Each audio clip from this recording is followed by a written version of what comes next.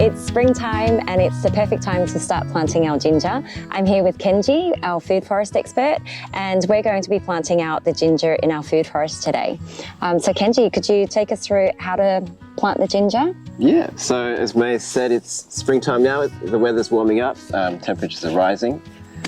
Ginger's actually a hot, wet, season active vegetable, native to tropical Asia.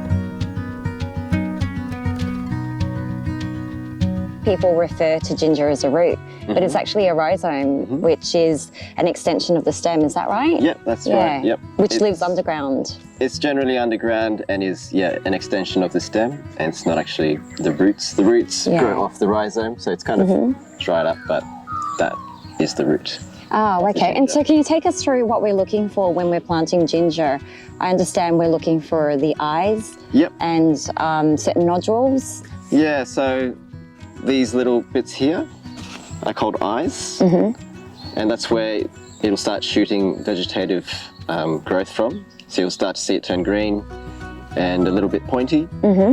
And as the ginger finds conditions that is favourable to it, which is warmer weather and moisture, it will grow more and start to spike up into the air. Great. And I've noticed that you've placed the ginger out on the beds. Is there a particular distance that you want to keep your ginger apart when you're planting? Yeah, so that would depend on the size of the piece that you're planting. Ginger kind of grows exponentially. So the bigger the rhizomes pieces that you plant, the more you will have in a quicker time frame. So in the tropics, they will often start with a smaller piece because they have a longer, warmer season as well. They don't have to sort of like try and grow as much as quickly. We're in the subtropics, which gets cool a bit faster. So we're going to plant slightly bigger chunks. And you were mentioning earlier you're looking at around a 10-fold growth rate for the ginger, which is amazing. Yeah, like a lot of roots, not really roots, rhizome sort of tubery plants, you can sort of estimate that you get like a 10-fold increase in yield.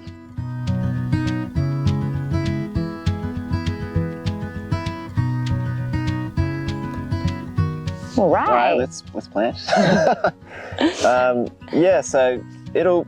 the depth that you plant it will kind of depend on the piece you've got.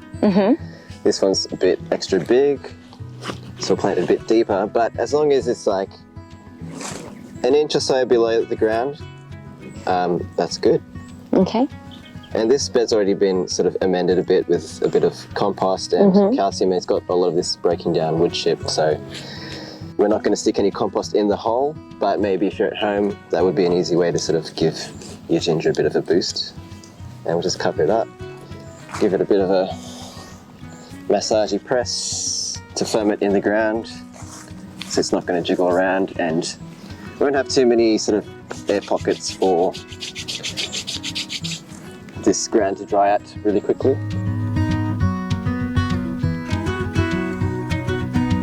Ginger's quite a sensitive plant.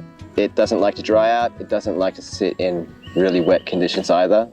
So this soil here is a free, like really nice draining soil, but it holds onto moisture. If you're going to plant it outside, if you don't have irrigation, then you sort of want to wait until you're sort of confident that you're going to get enough regular rain. You don't really want it to dry out.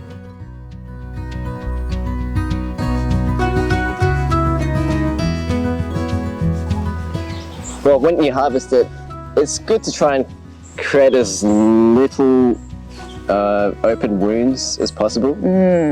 So, and even now when we are going to plant it, we have a piece here which is fine to plant as is, but if we only had like a smaller pot, or we wanted to have 2 plants, we might come in and with some secateurs, or we might just break it off. But you look for the area where it's going to create the least wound.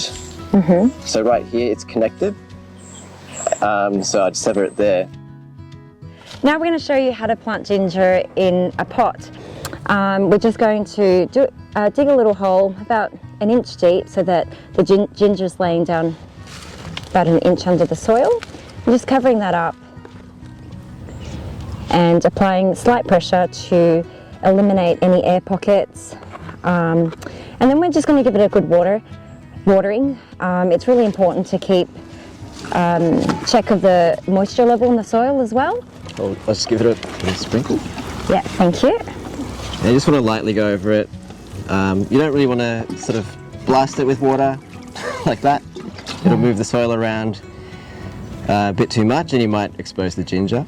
So just gently back and forwards. If it's on a balcony and you don't mind your floor getting wet, that's the best way. Great.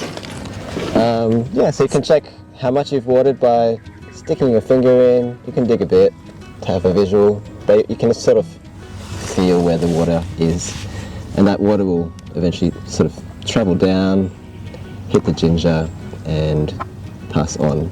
So you'll have to come in and water every day probably, but it's good to keep this somewhere shady but warm.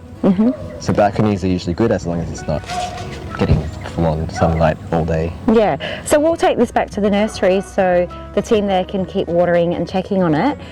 When do you think we'll be looking at harvesting? The bulk harvest will be about 8 to 9 months, in 8 to 9 months time. You can start harvesting earlier, like 5 to 6 months, but you'll be getting young ginger, which is still whiter in colour, bit green. It's more juicy and tender, and it's great to eat, to like slice up thinly in salads. It's used in Asian cuisine a fair bit. Same with the because fresh it doesn't have the fibrous, so it's really nice in Japanese dishes where they have the thinly sliced ginger, pickled, yum, and so Southeast good. Asian cooking too. But if you do harvest too much of it too early, you won't end up as good of a yield later on. The longer you wait, the more you'll actually end up with, because it's, even though you can harvest this young ginger, it's still in its growing phase. So yeah, the longer you wait, the more you'll end up with. So make sure you don't over harvest. Awesome. So we'll follow up with this video in about 8 to 9 months time, so that's around about June next year. Get planting, guys.